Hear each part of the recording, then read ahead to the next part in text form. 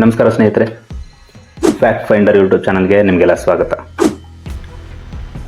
ಜಗತ್ತಿನಲ್ಲಿ ಹಲವಾರು ಸ್ಪೋರ್ಟ್ಸ್ಗಳಿದ್ರೂ ಕೂಡ ಫುಟ್ಬಾಲ್ ಮತ್ತು ಕ್ರಿಕೆಟ್ಗೆ ಇರುವಂತಹ ಕ್ರೇಜು ಬೇರೆ ಯಾವ ಸ್ಪೋರ್ಟ್ಸ್ಗೂ ಇನ್ನೂ ಇಲ್ಲ.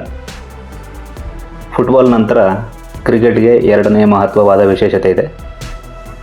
ಈ ಕ್ರಿಕೆಟ್ಗೆ ಅಂತಾನೆ ಜಗತ್ತಿನ ತುಂಬ ಎಲ್ಲ ದೇಶದ ಕ್ರಿಕೆಟ್ ಬೋರ್ಡ್ಗಳು ಸೇರಿ ಒಂದು ಇಂಟರ್ನ್ಯಾಷನಲ್ ಕ್ರಿಕೆಟ್ ಕೌನ್ಸಿಲ್ ಅಂತ ICCಯನ್ನು ಫಾರ್ಮ್ ಮಾಡಿದ್ದಾವೆ. ಹಾಗೆ ಈ ಒಂದು ICC ಅಂಡರಲ್ಲಿ ನಮ್ಮ ದೇಶದ ಬೋರ್ಡ್ BCCI ಕೂಡ ಬರುತ್ತೆ. ಈ BCCI ಅಂಡರಲ್ಲಿ ಸುಮಾರು ಟೂರ್ನಮೆಂಟ್ಗಳು ನಡೀತವೆ. ದೇಶದ ಎಲ್ಲ ರಾಜ್ಯದ ಕ್ರಿಕೆಟ್ ಬೋರ್ಡ್ಗಳು ಇದರಲ್ಲಿ ಕೆಲಸ ಮಾಡ್ತಿರ್ತವೆ. ಅದೇ ರೀತಿ ಈ BCCI ಪ್ರತಿ ವರ್ಷ ನಡೆಸುವಂತಹ ಒಂದು ಫೇಮಸ್ ಜಗದ್ವಿಖ್ಯಾತ ಲೀಗ್ ಅಂದರೆ IPL, ಇಂಡಿಯನ್ ಪ್ರೀಮಿಯರ್ ಲೀಗ್. ಈ IPL ಎಲ್ಲರಿಗೂ ಗೊತ್ತಿದೆ. ಇನ್ನು BCCI ಎಷ್ಟು ಪವರ್ಫುಲ್ ಅಂದರೆ ಈ BCCIನ ಮಾತುಗಳನ್ನು ICC ಕೂಡ ತೆಗೆದುಹಾಕೋದಿಲ್ಲ. ಆಮೇಲೆ ಈ BCCIನ ಕೆಲವೊಂದಿಷ್ಟು ನಿರ್ಧಾರಗಳಿಗೆ ICC ಕೂಡ ತಕರಾರು ಮಾಡೋದಿಲ್ಲ. ಅದು ಎಂಥ ನಿರ್ಧಾರಗಳಂದರೆ, ಇಂಡಿಯಾ ಮತ್ತು ಪಾಕಿಸ್ತಾನದ ಮ್ಯಾಚ್ ಅಂದರೆ ಆ ಮ್ಯಾಚನ್ನು ಪಾಕಿಸ್ತಾನ ಏನಾದರೂ ಹೋಸ್ಟ್ ಮಾಡ್ತಿದ್ರೆ ಭಾರತ ಪಾಕಿಸ್ತಾನಕ್ಕೆ ಖಡಾಖಂಡಿತವಾಗಿ ಹೋಗೋದಿಲ್ಲ. ನಾವು ಇದನ್ನು ನೋಡಿದ್ದೇವೆ ಆಗಲೇ. ಆಗ ICC ಸೆಂಟ್ರಲ್ ಬಂದು ಈ ಮ್ಯಾಚನ್ನು ದುಬೈಗೆ ಶಿಫ್ಟ್ ಮಾಡುತ್ತೆ. ಸೊ ಇಂಥವೆಲ್ಲ ಕಂಡೀಷನನ್ನು ICC ಒಪ್ಕೊಳ್ಳುತ್ತೆ. ಇದು ICC ಮತ್ತು BCCI ಮಧ್ಯೆ ಇರುವಂತಹ ಸಂಬಂಧ. ಯಾಕಂದರೆ BCCIಗೆ ಇರುವಂತಹ ಇನ್ಕಮ್ ಅಂಥದ್ದು, ಈ BCCIಯಿಂದ ICCಗೆ ಹೋಗುವಂಥ ಇನ್ಕಮ್ ಅಂಥದ್ದು. ಹಾಗಾಗಿ ಇದು ಈ ಥರ ಇದೆ. ಇನ್ನು ಆವಾಗಲೇ ಹೇಳ್ದಂಗೆ IPL ಪ್ರತಿ ವರ್ಷ ನಡೆಯುವಂತಹ ಈ IPL ಟೂರ್ನಿ ಶುರುವಾಯಿತು ಅಂದರೆ ಕ್ರಿಕೆಟ್ ಪ್ರೇಮಿಗಳಿಗೆ ಹಬ್ಬದ ಜೊತೆ ನೋವು, ದುಃಖ, ಸಂತೋಷ, ಎಕ್ಸೈಟ್ಮೆಂಟು, ಬಾಧತೆ, ಇನ್ನೂ ಹಲವು ವಿಚಿತ್ರವಾದಂತಹ ಫೀಲಿಂಗ್ಸ್ ತನ್ನಿಂತಾನೇ ಶುರುವಾಗ್ತವೆ. ಯಾಕಂದರೆ ಈ ಕ್ರೀಡೆ ಅಂಥದ್ದು ಇದು ಕ್ರಿಕೆಟ್ ಪ್ರೇಮಿಗಳಿಗೆ ಖುಷಿ ಕೊಡೋದಷ್ಟೇ ಅಲ್ಲದೆ ದುಃಖ ಕೂಡ ಕೊಡುತ್ತೆ. ಅದನ್ನು ಕ್ರಿಕೆಟ್ ಅಭಿಮಾನಿ, ಆ ಫ್ರ್ಯಾಂಚೈಸಿಯ ಅಭಿಮಾನಿಯಾದಂತಹ ವ್ಯಕ್ತಿ ಅನುಭವಿಸೋದನ್ನು ನಾನು ನೋಡಿದ್ದೇನೆ. ಎಷ್ಟರ ಮಟ್ಟಿಗೆ ಈ ಕ್ರಿಕೆಟನ್ನು ಹಚ್ಕೊಂಡಿರ್ತಾರೆ ಅಂದರೆ, ಒಂದು ಹುಡುಗಿ ಕೈ ಕೊಟ್ಟಾಗಲೂ ಕೂಡ ಅಷ್ಟು ನೋವನ್ನು ಆ ಮನುಷ್ಯ ಪಡ್ತಿರೋದಿಲ್ಲ. ಆ ಒಂದು ಮ್ಯಾಚ್ ಸೋತಾಗ ಅಷ್ಟು ದುಃಖ ಆಗ್ತಿರುತ್ತೆ ಅವ್ರಿಗೆ. ಇದು ಕ್ರಿಕೆಟ್ ಅಭಿಮಾನಿಗಳಿಗೆ ಕ್ರಿಕೆಟ್ ಮೇಲಿದ್ದಂತಹ ಪ್ರೀತಿ, ಅಭಿಮಾನ. ಇನ್ನು ಈ ಟೂರ್ನಿಯಲ್ಲಿ ಸುಮಾರು 10 ಟೀಮ್ಗಳು ಪಾರ್ಟಿಸಿಪೇಟ್ ಮಾಡ್ತವೆ. ಅದರಲ್ಲಿ ನಮ್ಮ ಕರ್ನಾಟಕ ರಾಜ್ಯದಿಂದ ಪಾರ್ಟಿಸಿಪೇಟ್ ಮಾಡುವಂತಹ ಒಂದು ಟೀಮ್ ಅಂದರೆ RCB, ರಾಯಲ್ ಚಾಲೆಂಜರ್ಸ್ ಬೆಂಗಳೂರು. ಇದು ಈ IPL ಶುರುವಾಗಿ ಇಷ್ಟು ವರ್ಷ ಕಳೆದರೂ ಒಂದೇ ಒಂದು ಸಲ ಕಪ್ಪನ್ನು ಗೆದ್ದಿಲ್ಲ. ಆದರೂ ಇದಕ್ಕಿರುವಂತಹ ಫ್ಯಾನ್ ಫಾಲೋವಿಂಗ್ ಏನೂ ಕಡಿಮೆ ಆಗಿಲ್ಲ. ಜಗತ್ತಿನಲ್ಲಿ ಅತಿ ಹೆಚ್ಚು ಫ್ಯಾನ್ ಫಾಲೋವಿಂಗನ್ನು ಪಡೆದಂತಹ ಟೀಮ್ ಯಾವುದಪ್ಪ ಅಂದರೆ ಅದು RCB. ಹಾಗಂತ ಇದನ್ನು ಯಾರೂ ಸುಮ್ಮನೆ ಯಾರೂ ಫಾಲೋ ಮಾಡ್ತಿಲ್ಲ. ಇದಕ್ಕೆ ಅಂತಲೇ ಕೆಲವು ಕಾರಣಗಳಿವೆ. ಇದು ಎಲ್ಲ ತರಹದ ವಿಖ್ಯಾತಿ ಮತ್ತು ಕುಖ್ಯಾತಿಗಳನ್ನು ಪಡೆದಂತಹ ಟೀಮ್ ಆಗಿದೆ. ಹಾಗಾಗಿ ಇದನ್ನು ಸುಮಾರು ಜನ ಇಷ್ಟಪಡ್ತಾರೆ, ಸುಮಾರು ಜನ ಇಷ್ಟಪಡೋದಿಲ್ಲ. ಇಷ್ಟಪಡದೇ ಇರೋ ವಿಚಾರ ನಮಗೆ ಬೇಕಾಗಿಲ್ಲ. ಸೊ ನಾವು ಕನ್ನಡಿಗರು, ಕನ್ನಡದ ಮನೆಯವರು, ಕರ್ನಾಟಕದವರು, ನಮ್ಮ ಒಂದು ಕರ್ತವ್ಯ ನಮ್ಮ ಮನೆಯ, ನಮ್ಮ ಫ್ರಾಂಚೈಸಿಯನ್ನು ಬೆಂಬಲಿಸುವುದು. ಇನ್ನು ಈ RCBಯಲ್ಲಿ ಆಡಿದಂತಹ ದಿಗ್ಗಜರುಗಳಿಗೇನು ಕಡಿಮೆ ಇಲ್ಲ. 1-2 ದಿಗ್ಗಜರುಗಳಿಲ್ಲ RCB ಟೀಮ್ನಲ್ಲಿ. Anil Kumble, Rahul Dravid, Jacques Kallis, Kevin Pietersen, Daniel Vettori, ಹೇಳ್ತಾ ಹೋದರೆ ಹಂಗೆ ಲಿಸ್ಟೇ ಇರುತ್ತೆ ಅದು. ಸೊ ಅದರಲ್ಲಿ ಪ್ರಮುಖವಾಗಿ ಸದ್ಯಕ್ಕೆ ಶುರುವಾದಾಗಿನಿಂದನೂ ಇಲ್ಲಿಯವರೆಗೂ ಒಂದೇ ಒಂದು ಫ್ರಾಂಚೈಸಿಗೆ ಆಡಿದಂಥ ಒಬ್ಬ ಆಟಗಾರ ಅಂದರೆ ಅದು ನಮ್ಮ ವಿರಾಟ್ ಕೊಹ್ಲಿ ಅವರು. ಇನ್ನೂವರೆಗೂ RCBಯಲ್ಲಿ ಆಡ್ತಾ ಇದ್ದಾರೆ. ಈಗ RCB ಅಂದ್ರೇ ವಿರಾಟ್ ಕೊಹ್ಲಿ, ವಿರಾಟ್ ಕೊಹ್ಲಿ ಅಂದ್ರೇ RCB. ಹೀಗಾಗಿದೆ. ಆ ದಿಗ್ಗಜರಲ್ಲಿ ಕೆಲವು ಪ್ರಮುಖ ದಿಗ್ಗಜರನ್ನ ಆಗಲೇ ಹೆಸರಿಸಿದ್ದೀನಿ. ಇನ್ನೂ ಕೆಲವು ಪ್ರಮುಖರಂದರೆ AB de Villiers, Chris Gayle, Vinay Kumar, Robin Uthappa, ಇನ್ನೂ ಸುಮಾರು ಜನ ಇದ್ದಾರೆ. ಸೊ ಇಷ್ಟು ದಿಗ್ಗಜರನ್ನು ಇಟ್ಟುಕೊಂಡು ಇಲ್ಲಿಯವರೆಗೂ ಒಂದೇ ಒಂದು ಕಪ್ಪನ್ನು ಗೆಲ್ಲೋಕ್ಕಾಗಿಲ್ಲ ನಮಗೆ, ನಮ್ಮ RCB ಟೀಮ್ಗೆ. ಯಾಕಂದರೆ ನಮ್ಮ RCBಯ ಟೀಮ್ನ ಮ್ಯಾನೇಜ್ಮೆಂಟ್ ಅಂಥದ್ದು. ಸೊ ಈ ದಿಗ್ಗಜರ ಬಗ್ಗೆ ಮಾತಾಡಿದ್ದು ಸಾಕು, ಇನ್ನು ಸ್ವಲ್ಪ ಮ್ಯಾನೇಜ್ಮೆಂಟ್ ಬಗ್ಗೆ ಮಾತಾಡೋಣ. ಮತ್ತು ಈ ಮೆಗಾ ಆಕ್ಷನ್, ಇತ್ತೀಚೆಗೆ ನಡೆದಂಥ ಮೆಗಾ ಆಕ್ಷನ್ನಲ್ಲಿ ಏನೆಲ್ಲ ಆಯಿತು ಅನ್ನೋದನ್ನು ಸ್ವಲ್ಪ ನೋಡೋಣ. ಅದಕ್ಕಿಂತ ಮುನ್ನ ನೀವು ನಮ್ಮ ಫ್ಯಾಕ್ಟ್ ಫೈಂಡರ್ ಯೂಟ್ಯೂಬ್ ಚಾನಲ್ಗೆ ಸಬ್ಸ್ಕ್ರೈಬ್ ಆಗಿಲ್ಲ ಅಂದರೆ ಸಬ್ಸ್ಕ್ರೈಬ್ ಮಾಡ್ಕೊಳ್ಳಿ. ನೋಟಿಫಿಕೇಷನ್ಗೋಸ್ಕರ ಪಕ್ಕದಲ್ಲಿರೋ ಬೆಲ್ಲೈಕನ್ನು ಪ್ರೆಸ್ ಮಾಡಿ. ಈಗ ಇತ್ತೀಚೆಗೆ 2025ರಲ್ಲಿ ನಡೆದಂತಹ ಮೆಗಾ ಹರಾಜನ್ನು ನೋಡಿದ್ರೆ ಜನ ಹೇಳ್ತಾರೆ ಇದೊಂದು ಡಬ್ಬಾ ಮ್ಯಾನೇಜ್ಮೆಂಟ್, ಕಿತ್ತೋಗಿರೋ ಮ್ಯಾನೇಜ್ಮೆಂಟ್. ಇವರು ಟಿಕೆಟ್ಗಳನ್ನು, ಟೀ ಶರ್ಟ್ಗಳನ್ನು ಅಡ್ವರ್ಟೈಸ್ಮೆಂಟ್ ಮಾಡಿಕೊಂಡು ದುಡ್ಡು ಮಾಡಿಕೊಂಡು ಆರಾಮಾಗಿರ್ತಾರೆ, ಇವ್ರಿಗೆ ಕಪ್ ಗೆಲ್ಲೋದು ಬೇಡ. ಒಬ್ಬ RCBಯ ಡೈ ಹಾರ್ಡ್ ಫ್ಯಾನ್ ಆಗಿ ಇದನ್ನು ಅರಗಿಸ್ಕೊಳ್ಳೋಕ್ಕೆ ಅಥವಾ ಕೇಳೋಕ್ಕೆ ನನಗೂ ಸ್ವಲ್ಪ ಕಷ್ಟ ಆಗುತ್ತೆ. ಬಟ್ ಒಂದು ಆ್ಯಂಗಲಲ್ಲಿ ಇದು ಸರಿಯೇ.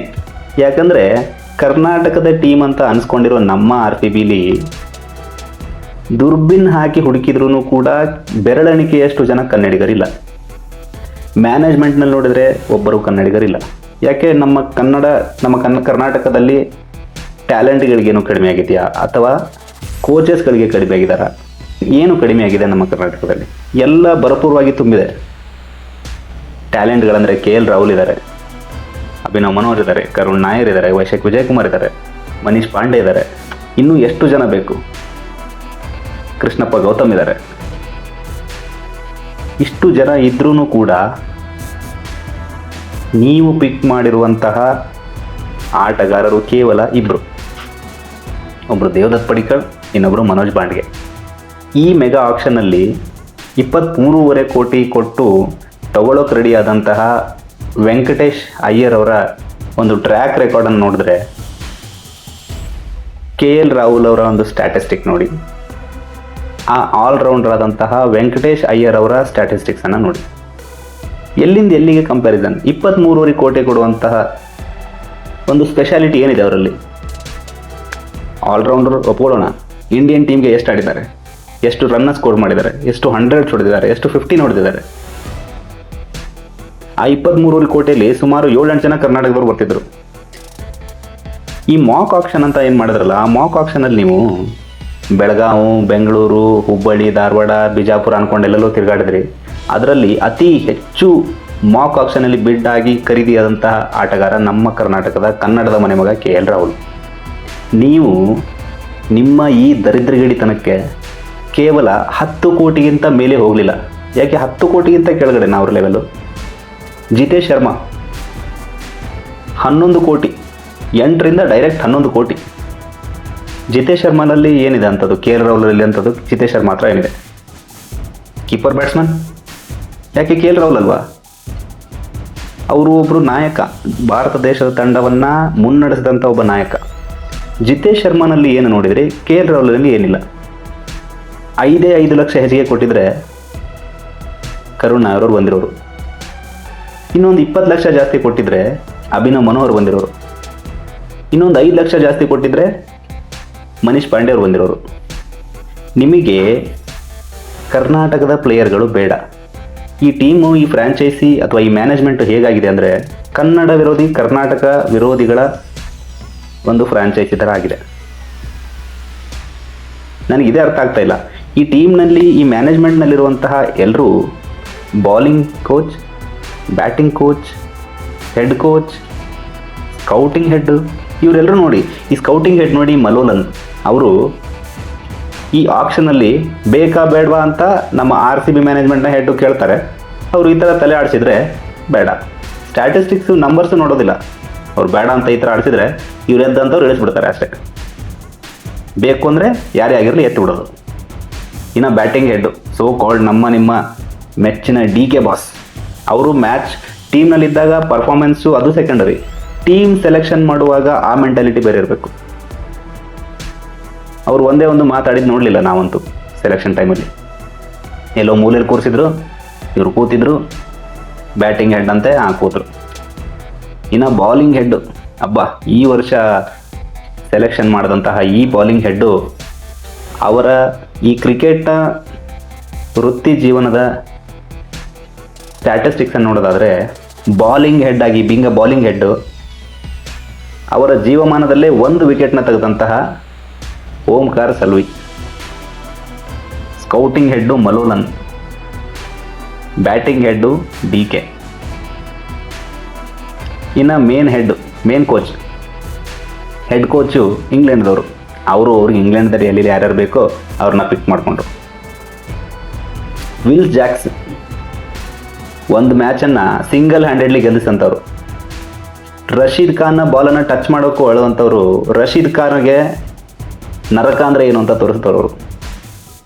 ಅಂಥವ್ರನ್ನ ಬಿಟ್ಟು ನೀವು ಮುಂಬೈಗೆ ಕೊಡ್ತೀರಾ, ಮುಂಬೈದವ್ರು ಎದ್ದು ಬಂದು ನಿಮಗೆ ಶೇಕ್ ಹ್ಯಾಂಡ್ ಕೊಡ್ತಾರೆ. ಇನ್ನು ಅಭಿಮಾನಿಗಳು ಅಥವಾ ಬೇರೆದವರು ನಿಮಗೆ ಜೋಕರ್ಸ್ಗಳಂದೇ ಇನ್ನೇನನ್ಬೇಕು ಹೇಳಿ. ವಿಲ್ ಜಾಕ್ಸ್ ಮಾಡಿದಂಥ ತಪ್ಪಾದರೂ ಏನು ಹೇಳಿ, ಅರ್ಥ ಆಗ್ತಿಲ್ಲ ನಮಗೆ. ವಿಲ್ ಜಾಕ್ಸ್ ಏನು ತಪ್ಪು ಮಾಡಿದ್ರು?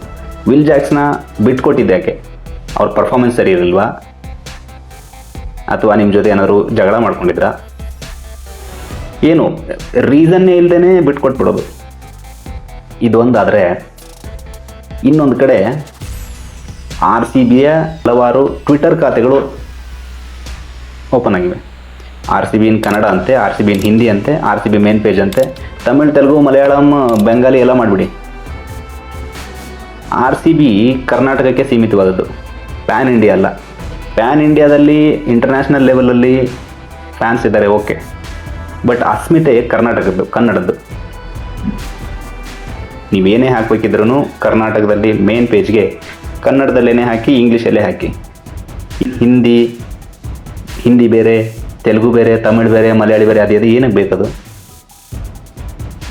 ನೀವು ಈ ಥರ ಉದ್ದಟತನವನ್ನು ತೋರಿಸೋದಕ್ಕೇ ಇತ್ತೀಚೆಗೆ ನಾನು ನೋಡ್ತಿದ್ದೆ ಒಂದು ನ್ಯೂಸಲ್ಲಿ, ಈ ಮಳವಳ್ಳಿಯ ಕೆಲವು ಎಲ್ಲ ಯುವಕರು ಸೇರಿಕೊಂಡು RCBಯ ಫ್ಯಾನ್ ಪೇಜ್ ಅಂತ ಒಂದು ಓಪನ್ ಮಾಡಿಕೊಂಡು ತಲಾ ಒಬ್ಬರಿಂದ 10,000ದಂತೆ 10 ಲಕ್ಷ ಜನರ ಹತ್ರ ಕಲೆಕ್ಟ್ ಮಾಡಿಕೊಂಡು 1,000 ಕೋಟಿ ಮಾಡಿ ಈ RCB ಮ್ಯಾನೇಜ್ಮೆಂಟ್ನ ತಲೆ ಮೇಲೆ ಸುರಿದು ಹೊರಗಡೆ ಓಡಿಸಿ ನಾವೇ RCBನ ಖರೀದಿ ಮಾಡೋಣ ಅನ್ನೋ ಲೆವೆಲ್ಗೆ ಥಿಂಕ್ ಮಾಡ್ತಿದ್ದಾರೆ. ಇದು ಏನನ್ನ ತೋರಿಸುತ್ತೆ? ಅವರ ಆಕ್ರೋಶ ಎಂಥದ್ದು ನೋಡಿ.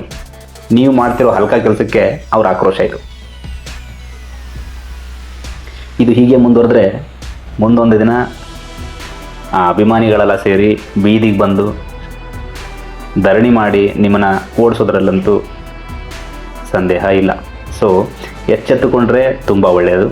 ಎಚ್ಚೆತ್ತುಕೊಂಡಿಲ್ಲ ಅಂದರೆ ಇವಾಗ ಹೇಳಿದಂಥ ದಿನಮಾನಗಳು ಬರೋದರಲ್ಲಿ ಅನುಮಾನನೇ ಇಲ್ಲ, ತುಂಬ ದಿನಗಳ ಕೂಡ ಉಳಿದಿಲ್ಲ. ಸೊ ಇದಾಗಿತ್ತು ಇಂದಿನ ವಿಶೇಷ.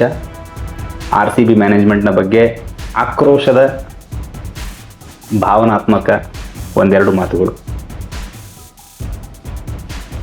ಮುಂದಿನ ಸಂಚಿಕೆಯಲ್ಲಿ ಮತ್ತಷ್ಟು ಸುದ್ದಿಗಳೊಂದಿಗೆ ಭೇಟಿಯಾಗೋಣ. ಅಲ್ಲಿವರೆಗೆ ಜೈ ಹಿಂದ್, ಜೈ ಕರ್ನಾಟಕ.